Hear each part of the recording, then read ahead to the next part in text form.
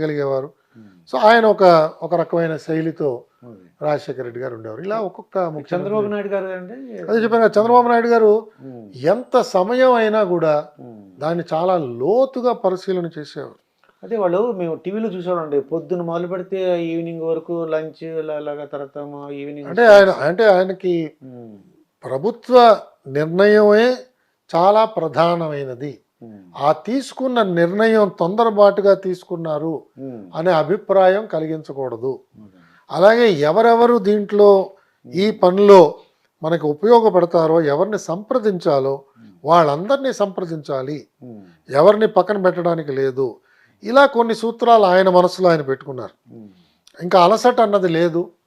మనిషి ఒకసారి సమావేశంలో కూర్చున్నారంటే ఆయనలో కదలిక ఏమి ఉండదు. ఒక కుర్చీలో ఒకలా కూర్చున్నారంటే ఆ 3 గంటలు 6 గంటలు అదే పోస్చర్లో మీటింగ్ అంతా కూడా ఆయన చేస్తారు. అంత ఓపిక. ఆ విధంగా సమావేశాల్లో ఆయన ఉండేవారు. రాత్రి అయిపోయింది, 12 అయింది, ఆ టైంలో కూడా ఇంకా డీటెయిల్స్ అడుగుతూ ఉంటారు ఆయన. ఏదో ఒక నిర్ణయం తీసేసుకోవచ్చు కదా అనే ధోరణి ఉండదు. అది ఆయన శైలి. ఆ విధంగా చేసేవారు. అలాగే ఇంకా ఏమన్నా ఇంప్రూవ్మెంట్ చేయడానికి స్కోప్ ఉన్నదా, లేదా ఇదేనా, ఇది అంతిమ స్థాయికి మనం చేరామా, ఇంకా ఏమైనా ఇంప్రూవ్ చేయొచ్చా, ఇంకా ఏమన్నా దీంట్లో నగిషీలు చేయొచ్చా, ఇంకా ఏమన్నా కొత్త అంశాలు ఏమన్నా చేర్చచ్చా, అమలు చేసే ముందు ఇంకా ఏమైనా ఆలోచన చేయొచ్చా, వాళ్ళని సంప్రదించచ్చా, వీళ్ళని సంప్రదించచ్చా, ఇలాగ బహుముఖంగా ఆయన ఆలోచన చేసేవాడు. అది ఆయన శైలి. ఇలా ఒక్కొక్కళ్ళది. మా జగన్మోహన్ రెడ్డి గారు ప్రస్తుత జగన్మోహన్ రెడ్డి గారి స్టైల్ ఎలా ఉందంటే, ఆయన ఏంటంటే ర్యాపిడ్ ఫైర్ అండి.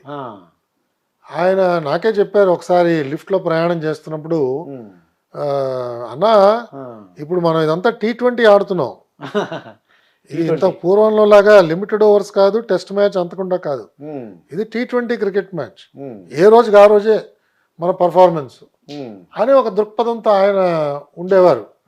దాంతో ఏదో ఒక నిర్ణయం త్వరగా తీసేసుకోవాలి, అంతేగాని ఈ నిర్ణయం బాగా నలగాలి, నలుగురిని సంప్రదించాలి, అందరినీ తెలుసుకోవాలి, అందరి అభిప్రాయాలు తెలుసుకోవాలి, ఇంకా లోతుగా పోవాలి, ఇతనికి అనుభవం ఉందా, మనకు సలహా ఇస్తున్న వాడికి అనుభవం ఉందా, ఇతని బ్యాక్గ్రౌండ్ ఏమిటి, ఈ బ్యాక్గ్రౌండ్లో ఎవరికి మంచి అనుభవం ఉన్నది వాళ్ళని సంప్రదిద్దామా, ఇలాంటి ఆ దూరపు ఆలోచన నాకు కనిపించలేదండి. ఒక నిర్ణయం తీసుకోవాలి, అది నీకు బాగా తెలుసని నేను భావిస్తున్నాను కాబట్టి నిర్ణయం తీసేసుకోవడమే. కొన్నిసార్లు ఆయన ముందుగానే ఆలోచన చేసేవాడు, మరి ఆ నిర్ణయం మంచిది అని భావించేవాడు, ఆ నిర్ణయాన్ని ప్రకటించేసేవాడు. సపోజ్ మనం దాన్ని ఏమన్నా సవరణ చేయడానికి ప్రయత్నం చేస్తే అది వద్దన్నా అది పక్కన పెట్టేసి అది అయిపోయింది అలాగో, ఇంకేమైనా ఉంటే చెప్పు అనేవారు. సో ఆ విధంగా ఈయన quick decision making, rapid firing లాగా ఉండేది ఈయనతో. అన్ని త్వరగా నిర్ణయాలు చేసేసేయాలి. అంత త్వరగా నిర్ణయం చేసిన తర్వాత అమలు చేసినప్పుడు సమస్యలు వస్తాయేమో కదా అని మనం చెప్తే ఆ తర్వాత చూద్దాం, అమలు చేసినప్పుడు చూద్దాం అనేవారు. కానీ అందుకే మనం చూస్తున్నాం ఆయన ప్రభుత్వంలో అనేక ఆర్డర్స్ కోర్టు కొట్టేయడం కానీ, స్టే ఆర్డర్స్ ఇవ్వడం కానీ అలాంటివి జరుగుతున్నాయి.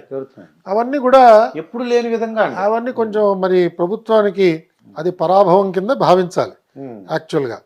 బట్ ఆయన దృష్టి ఇలా ఉంటుంది, ఆయన ఆలోచన అలా ఉంటుంది, అది ఆయన శైలి అండి. అంటే మార్నింగ్ ఎన్ని గంటలు వేస్తారంటారు ఇప్పుడు సీఎం గారు? అంటే ఒక్కొక్కళ్ళది ఒక్కొక్క రకమైన అలవాటు అండి. చూసుంటారు కదా.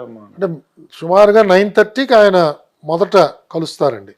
9:30కి సుమారుగా అప్పట్లో. అంటే చాలా మంది అంటారు పొద్దున్నే 5 గంటలు లేస్తారు, ఎక్సర్సైజ్ చేస్తారు. అయ్యో తెలియదు, మనకు తెలియదు అంటారు. ఇవన్నీ మనం వెనుకడే, కానీ నేనేమి ప్రత్యక్షంగా నాకు అలా చూసే అవకాశం ఎక్కడ లభించలేదు. ఆయన మొదటిసారి కిందకి రావడం అది 9:30 నుంచి ఆయన దైనందిన కార్యక్రమం స్టార్ట్ అయ్యేది. నేనున్నప్పటి వరకు నేను చూసిందండి. 6-6:30 కల్లా ఆయన అంతా పెట్టేబేడ సర్దేసుకోవడం, దుకాణం మూసేవారు ఆయన 6కి అంతే. సో మనం అలాగే వీకెండ్స్ ఆయన వచ్చేవారు కాదు. శని ఆదివారాలు సర్వసామాన్యంగా, అంటే ప్రభుత్వానికి హాలిడే ఉంటే ఆయనకు కూడా హాలిడేనే. ఆ విధంగా ఎవరిని కూడా పిలిచేవారు కాదు. కొద్ది మందిని మరీ అవసరం అయితే పిలిచేవారు, లేకపోతే అంటే అట్లీస్ట్ అధికారుల్ని, ఆయన పేషీ స్టాఫ్ని బహుశా పిలిచేవారేమో నాకు తెలియదు. బట్ నాలాంటి వాళ్ళు ఎవరిని కూడా పిలిచేవారు కాదు. అది ఆయన శైలి అండి. అయితే ఇప్పుడు రీసెంట్గా చంద్రబాబు నాయుడు గారు అరెస్ట్ అయ్యారండి. అంటే నా ఉద్దేశం ఏంటంటే అయ్యా ఆ, చాలామంది జయలలిత, లాలూ ప్రసాద్ యాదవ్, మధు కోడా, అలాగే ఓం ప్రకాష్ చౌతాలా ఫ్రమ్ హర్యానా, వీళ్ళు చీఫ్ మినిస్టర్గా ఉండి అరెస్ట్ అయిన వాళ్ళండి. ఇప్పుడు చంద్రబాబు నాయుడు గారి కన్నా ఇప్పుడు అరెస్ట్ అయ్యారు కాబట్టి ఇటువంటి అరెస్ట్ అయినప్పుడు మీలాంటి ఆఫీసర్లు ఈ తప్పు చేస్తే మనం ఫ్యూచర్లో ఇబ్బంది పడతామండి, వద్దండి అలాగేం చెప్పరా సార్ వాళ్ళు? అంటే నా దృష్టిలో అందరూ చెప్తారండి. ఉమ్, కొన్నిసార్లు మనం చెప్తున్నా ఉమ్, వాళ్ళు గ్రహించకపోవచ్చు, ఓకే. వాళ్ళకి తాత్కాలికంగా ఇది లాభం అని అనిపించవచ్చు, ఉమ్, వాళ్ళకి రాజకీయ ప్రయోజనం అందులో ఏమన్నా కనిపించవచ్చు. కొన్నిసార్లు సలహా చెప్పేవాళ్ళు ఉమ్, గట్టిగా చెప్పలేదేమో అని ఒక అనుమానం కూడా మనకు రావచ్చు. ఉమ్, ఇలాంటి అనేక అవకాశాలు ఉన్నాయండి. అదే. ఎందుకంటే అక్కడ ఉన్న అధికారులందరూ అనుభవంతో ఉన్న వాళ్ళే ఉంటారు. అవును, కనీసం 20 సంవత్సరాలు 30 సంవత్సరాలు అవును, సర్వీస్లో ఉన్నవాళ్లే ఉంటారు అధికారుల కింద. ఉమ్, అలాగే ఆయనతో ఉన్న మంత్రులకు కూడా అపారమైన అనుభవం ఉంటుంది, అవును, సలహాదారులు కూడా అనుభవం ఉన్నవాళ్లే ఉంటారు. అవును, కాబట్టి వీళ్ళందరూ కూడా జాగ్రత్తగా ఇవన్నీ బేరీజ్ వేసి ఉమ్, ఆయనకి సలహా ఇచ్చే ఉంటారని నేను భావిస్తున్నాను. ఉమ్. కానీ ఈయన చంద్రబాబు నాయుడు గారు ఇప్పుడు జైల్లోకి వెళ్ళారంటారు, రాజమండ్రి జైల్లోకి వెళ్ళారు. అవును అవును. అంటే ఇది కక్షపూర్తి చర్య అంటారా, లేదంటే నిజంగా తప్పు చేసుకుంటారంటారా? అంటే మనకి ఇంకా వివరాలు ఏమీ రాలేదండి బయటికి. ఉమ్, ఇవాళ ఇంతవరకు మనకు తెలిసిన వివరాలు ఉమ్. చాలా పాక్షికంగా ఉన్నాయి. అంటే సంజయ్ అని ఏపీ సిఐడి చీఫ్ ఏం చెప్తారంటే అవును. 16 చోట్ల సంతకం పెట్టేశారు. ఇప్పుడు సంతకాలు పెట్టవలసిన అవసరం ఉంది. ఉమ్, ముఖ్యమంత్రో కార్యదర్శులో మంత్రుల్లో పెట్టవలసిన అవసరం ఉంది. ఉమ్, సంతకం పెట్టాడు కదా అని చెప్పి మనం నిందితుడి కింద మార్చటం అది సబబుగా లేదు. ఉమ్, మనం ఇంకా లోతుగా చూడాలి. ఒకటి. రెండు, అసలు ఇన్వెస్టిగేటింగ్ ఏజెన్సీస్ యొక్క పరిధి ఏమిటి, ఉమ్, ఎంతవరకు వీళ్ళు ఇన్వెస్టిగేట్ చేయొచ్చు. ఎందుకంటే ఈ నిర్ణయాలన్నీ కూడా ఆయన ఒక ముఖ్యమంత్రిగా నిర్ణయం తీసుకున్నాడు. ఉమ్, అంటే ఒక ముఖ్యమంత్రి తీసుకున్న నిర్ణయాన్ని ఉమ్, ఆయన కింద పనిచేసే సిబ్బంది ఎలా ఇన్వెస్టిగేట్ చేస్తారు? ఉమ్, ఇది విరుద్ధంగా కనిపిస్తోంది. అవును, మన రాజ్యాంగంలో ఉన్న ఏర్పాటు ఏమిటంటే ఒక ఎగ్జిక్యూటివ్, ఉమ్, ఒక లెజిస్లేచరు, ఒక జ్యుడిషియరీ. అవునండి, దీన్ని సెపరేషన్ ఆఫ్ పవర్స్ అని అంటాం మనం. ఉమ్, సో ఒక ముఖ్యమంత్రి గారు తీసుకున్న నిర్ణయం లేదా ఒక ప్రభుత్వ నిర్ణయం ఉమ్, అది రాజ్యాంగబద్ధంగా ఉన్నదా లేదా అన్నది ఒక కోర్టు నిర్ణయం చేస్తుంది. అవును, అంతేగాని ఒక పోలీస్ ఆఫీసరు, ఉమ్, అది ఏ డిపార్ట్మెంట్ అయినా కూడా ఆయన స్వతహాగా ఆయన ఒక పోలీస్ ఆఫీసర్. ఆయన సిఆర్పిసి ప్రకారం ఇన్వెస్టిగేట్ చేస్తున్నాడు, ఉమ్, ఆయన ఐపీసీ ప్రకారంగా ఇన్వెస్టిగేట్ చేస్తున్నాడు. అవును, ఐపీసీలో ఉన్న నేరాల్ని ఉమ్, రుజువు చేయడానికో అవునండి, ఉన్నాయో లేదో చూడటానికో పరిశీలన చేస్తున్నాడు. ఉమ్, సో ఈయన కింద పనిచేస్తున్న శాఖాధిపతులు ఉమ్, ఈయన ఎలా ప్రశ్నిస్తారు?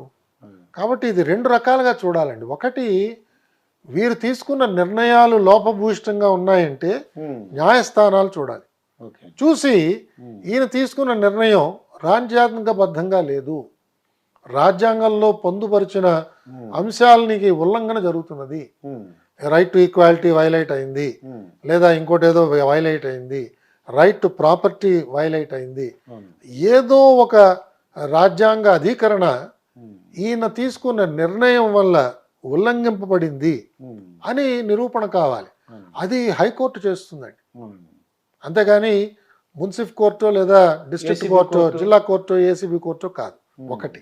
రెండు, ఇది నేరపూరితమైన చర్య అని చెప్పే ముందు ఉమ్, ఈ పథకం ఏదైతే లాంచ్ అయిందో, స్కిల్ డెవలప్మెంట్ ప్రోగ్రామ్, ఏ ప్రోగ్రామ్ అయినా ఉమ్, అది క్షేత్రస్థాయిలో ఎలాంటి లోపాలు కనిపించాయి, అవును, దానికి ఎలాంటి సాక్ష్యాధారాలు ఉన్నాయి, ఉమ్, ఆ సాక్ష్యాధారాలు నిందించే అధికారులు ఎవరు, ఉమ్, వాళ్ళు నిజంగా దొరికారా, వాళ్ళు దొరికినప్పుడు వాళ్ళ దగ్గర నుంచి ప్రారంభమైన ఈ ధనం అవును, ఇది ఈయన జేబులోకి వెళ్ళిందా, ఈయన అకౌంట్లోకి వెళ్ళిందా, ఇది మనం ప్రూవ్ చేయాలి. దీని మీద అనుమానం ఉండొచ్చు, ఉమ్, కానీ ప్రూవ్ చేయాలి. అవును, ముందు అతని దగ్గర డబ్బు దొరికిందా, ఉమ్, అతని దగ్గర దొరికితే ఒకవేళ అతను ఏమైనా చెప్పాడు అనుకోండి, నేను ఇచ్చానండి, ఎలా ఇచ్చావు, బ్యాంకు ద్వారా ఇచ్చావా, బంగారం ఏమైనా చేసి ఇచ్చావా, ఉమ్, లేదా ఏమైనా ప్లాట్లు కొనిపెట్టావా, ఆయనకి రిజిస్టర్ చేసావా, ఏమిటి, ఏ రకంగా నువ్వు ఆయనకు లంచం ఇచ్చావు, ఉమ్, నువ్వు ఆయనకి లాభం చేకూర్చావు, ఇవన్నీ నిరూపణ అయిన తర్వాత ఉమ్, అప్పుడు ఈయనకి నోటీస్ ఇచ్చి ఉమ్, ఇదిగో ఈ సాక్ష్యాధారాలు ఉమ్, అన్నీ ఉన్నాయి, అవును. అని చెప్పగలగాలి. అది అక్కడ జరిగినట్టుగా లేదు కదా. The tourism industry has been flourishing in the past few years. There is a huge demand for tour operators, forex managers, and hospitality partners. I am sure I would fit right into this path. I would like to learn from the best. Sun International, Hyderabad, Visakhapatnam.